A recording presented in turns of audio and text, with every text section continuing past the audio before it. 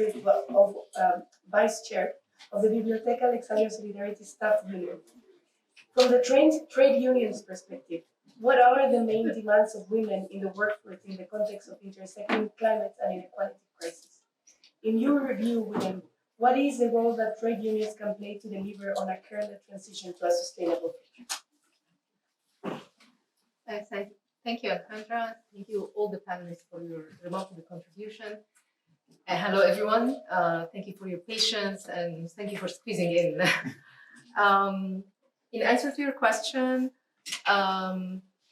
women call for gender-responsive policies, prioritizing in care, public services, social protection to address the structural causes of women poverty. First and foremost, women demand the recognition of care as a human right for all and not as a commodity sold for the highest bidder. This is in line with the ILO Declaration of Philadelphia that lays down many principles of economic justice, including that labor is not a commodity, that poverty anywhere constitutes a danger to prosperity everywhere.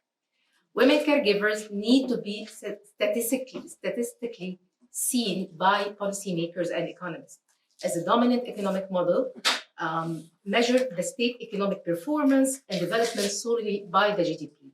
Accordingly, micro and macroeconomic policies in most countries do not take into account any non-profit and non-productive activities, as termed by traditional economists, such as solidarity economy. To the current economic model, self-sufficient communities and households that eat what they produce or wear what they make are deemed invisible, whereas underpaid, unprotected, and most probably unrepresented workers in a farm or a garment factory would be regarded as productive, as an indicator of a healthy and successful economy. The devaluation of care work and voluntary activities, as well as the constant exploitation of labor rights and extortion of natural resources, are among the main causes of inequalities and climate change. The commodification of care work perpetuates the sexual division of labor and the gender under-evaluation of work underpinned by patriarchal cultural roles and social norms, where care skills are considered low as naturally acquired by women. Thus, paid care workers, who are predominantly women, are underpaid and suffer from precarious work conditions. Gender-just and care-led transition towards sustainable future call for just economic models based on human rights, decent work conditions, and environmentally sustainable activities. Women demand the reduction, the redistribution of the burden of unpaid care on all parties, including the state. The state has to be held responsible and accountable for public care provision and stewardship.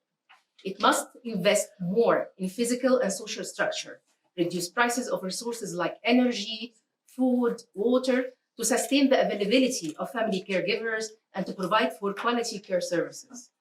Women demand to be heard and represent in decision-making, particularly in public financing and the delivery of public care services and systems. The growing anti-unionism resistance, particularly in the private sector, has to be addressed.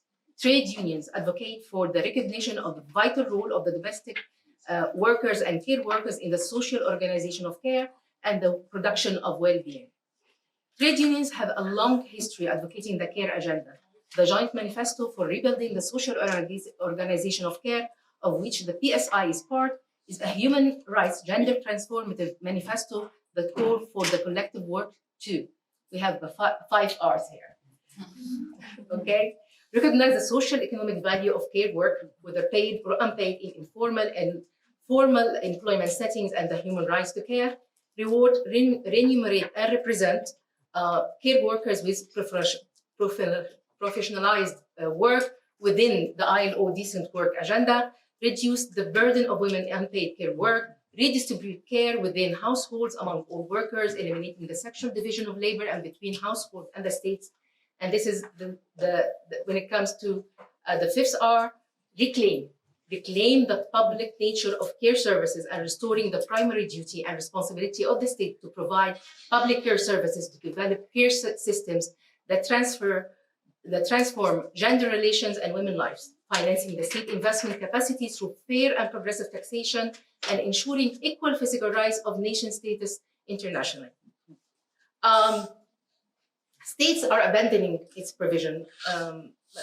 care provision, their public services, and outsourcing it to private sector, where it is commodified by pay-for-cash providers. Even in countries that have made remarkable progress in investing in care services, ranging from the direct provision of care services, allocating subsidies through social protection programs, labor benefits, or complementary service provision, most of them have turned to semi or full private sector for caregiving services.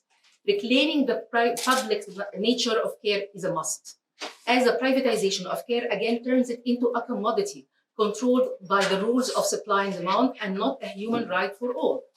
Let alone the problems of quality supervision and coverage in cases of higher demands as during the COVID pandemic, where private sector providers could not simply deliver. This is likely to inflict more social inequalities between the have and the have-nots. Not only do trade unions call for rethinking the dominant economic models away from the consumption production lens and stop the marketization of care services, but also call for the implementation of economic reforms in public spending on health, education, social protection, and infrastructure. This is not possible without a progressive tax system that provides for the requisite financial resources to meet society care needs. The reforms in taxation system should take place on both the domestic and international levels to address tax inequalities, particularly in the Global South, where states' revenues fall short to fulfill their obligation to the realization of women's rights, including the right to care. Moreover, austerity measures imposed by international monetary institutions have gradually eroded public care services. This called for reforming the world financial and trade systems that deny human rights-based development. International cooperation must be held accountable for the constant depletion of resources in the Global South. Their denial of green technology transmission has to be stopped. For example, in South Africa and in Egypt, major solar plantations were set by investors who do not train local workers on new technology. So basically, they are hiring low-skilled workers for low-paid jobs, while keeping the intellectual property rights as well as the profit for themselves. The inability of many states to meet care needs is also due to their inability to recognize the interplay of various factors that have long-lasting impact on equal depletion of human capabilities on the planet. For example, the Arab countries appear on the I2C index to be the worst region in the labor rights and freedom of association. The region is highly affected by climate change, debts, tax injustice, corruption, and various types of inequalities. The provision of climate resilient and gender-just public care services call for addressing the interlinked causes of unsustainability and inequality through different lenses and via an open social dialogue that does not leave anyone behind. Thank you.